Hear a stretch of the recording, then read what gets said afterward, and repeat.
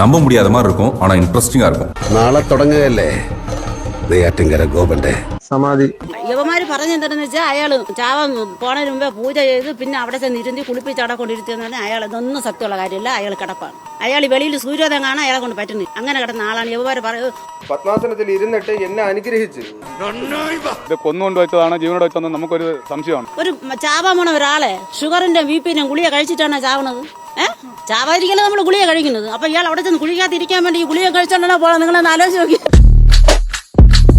സമാധിയാകാൻ പോകുന്നുവെന്ന് പറഞ്ഞ അച്ഛനെ സ്ലാബിട്ട് മൂടിയെന്നാണ് മക്കൾ മൊഴി നൽകിയത്. കളറായിട്ടുണ്ടല്ലോ. ആ അത്ഭുത രൂപത്തിലേക്ക് ഞാൻ നിങ്ങളെ കൂട്ടിക്കൊണ്ടു പോകുന്നു. എന്റെ സഹോദരരെ, ഞാനിപ്പോൾ നിങ്ങളോട് യാത്ര പറയുന്നു. നിങ്ങൾ എനിക്ക് വേണ്ടി പ്രാർത്ഥിക്കുവിൻ. ശരിക്കൊന്നും വേണ്ട, കണ്ടു പഠിച്ചോ കിടപ്പ് അടുത്ത് തന്നെ കിടക്കേണ്ടതാ. പോടാ. മരിച്ചെന്ന് ഞാൻ ആര് പറഞ്ഞു? നമ്മൾ ഇത്രയും നേരം ക്വസ്റ്റ്യൻ ഇല്ല ആൻസർ പറഞ്ഞുകൊണ്ടിരുന്നു. മനസ്സിലായോ? ഇനി ക്വസ്റ്റ്യൻ പേപ്പർ വേണം. നിങ്ങൾ ക്വസ്റ്റ്യൻ ഞാൻ ആൻസർ പറയാം. നിങ്ങൾ ക്വസ്റ്റ്യൻ ഞാൻ ആൻസർ പറയാം. മൃതദേഹം എടുത്ത് പോസ്റ്റ്മോർട്ടം സമാധി ഹിന്ദു ആചാരത്തെ വ്രണപ്പെടുത്തുകയാണ്. ഇങ്ങനെ ചോദിക്കുന്നത് കഞ്ചാവ് കഞ്ചാവ് നീ ഓടിപ്പോയി 2 ചാക്ക് നെല്ലിക്ക വാങ്ങിക്കൊണ്ടുവാ. തളം വെച്ച അല്പ ആശ്വാസം കിട്ടും. ആര് വന്നാലും അത് ഞങ്ങൾ തടയും. അത് പറ്റൂല, അത് പറ്റൂല. ഞാൻ പറയുന്നു. അല്ല മൂപ്പരങ്ങൾ കോൺക്രീറ്റ് ഇട്ട് അങ്ങ് മൂടിയാ? നിങ്ങൾ പറയുന്ന കോൺക്രീറ്റിൽ ഉണ്ടാക്കിയ സ്ലാബ് അല്ല അത്. മയിലാടിയിലെ കൃഷ്ണശിലയാണ് അത്.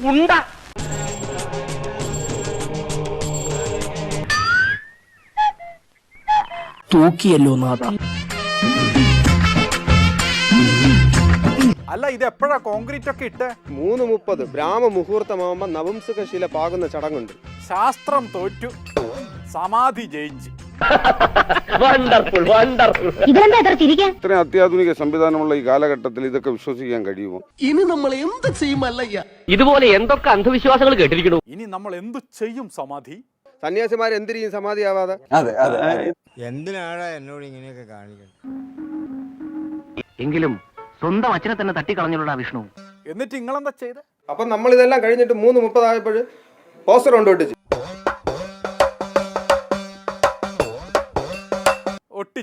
പോസ്റ്റർ ഒട്ടിച്ച് അച്ഛൻ സമാധിയായെന്ന് പറഞ്ഞ് പോസ്റ്റർ ഒട്ടിച്ച്. പോസ്റ്റർ അച്ചടിച്ചത് ഏത് പ്രസ്സിലാ? കണക്കുകളൊന്നും ശരിയാകുന്നില്ലല്ലോ ഗംഗാര. പേടിച്ചിട്ടാ.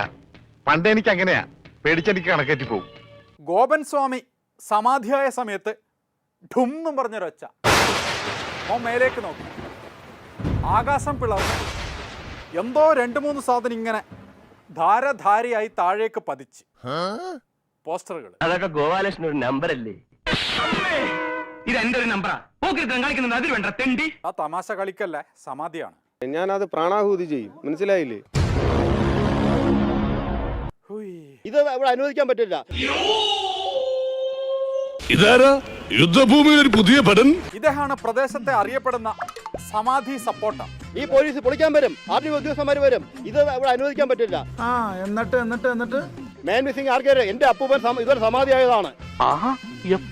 Police please note. സമാധിയിൽ എന്ന് പറയുന്നത് ഒരാളെ മരിക്കുകയല്ല, നിര്യാതനാവുകയാണ്. തന്റെ ജീവകലയായ അമൃതകലയിൽ ആ ജീവനെ ഒളിപ്പിക്കുകയാണ്. അപ്പോ നീ സത്യം പറയില്ല? ഞാനെന്തിനാ സാറേ നുണ പറയുന്നത്? സ്വന്തം അച്ഛനല്ലേ, കൊന്നെങ്കിൽ കൊന്നു പറയും.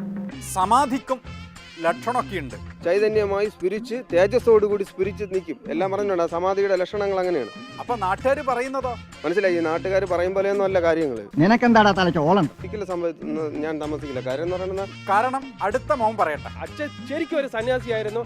അച്ഛൻ സമാധി ആയത് തന്നെയാണ്. എന്തൊക്കെ ആഗ്രഹങ്ങളായിരുന്നു. പോകുന്ന പോക്ക് കണ്ടില്ലേ, CPU പോയ കമ്പ്യൂട്ടറിനെ പോലെ. ആര് വന്നാലും അത് ഞങ്ങൾ തടയും. അത് പറ്റൂല, അത് പറ്റൂല. ഞാൻ പറയുന്നുണ്ട്. അല്ല കൃഷ്ണമണി, ഇതിങ്ങനെ പോയാൽ കുതിരവട്ടത്ത് കൊണ്ടുപോകുമോ അതോ ഊളം പറ കൊണ്ടുപോകും? ഇപ്പോഴാണെങ്കിലും ഒരു ഷോക്കിലൊതുങ്ങും. അപ്പൊ ഇവരെ ആരും നമ്മൾ ചേർത്ത് പിടിക്കണ്ട. ഇവർ ഇങ്ങനത്തെ രീതിയിൽ ജീവിക്കണം. അവരുടെ സംസ്കാരങ്ങളാണ്. നമ്മളതിന് ചോദ്യം ചെയ്യില്ല. നമ്മൾ വന്നപ്പോൾ നിങ്ങളുമായിട്ട് ഷെയർ ചെയ്യുന്നത് മാത്രം. അപ്പൊ നമുക്ക് വൈകിട്ട് കാണാം.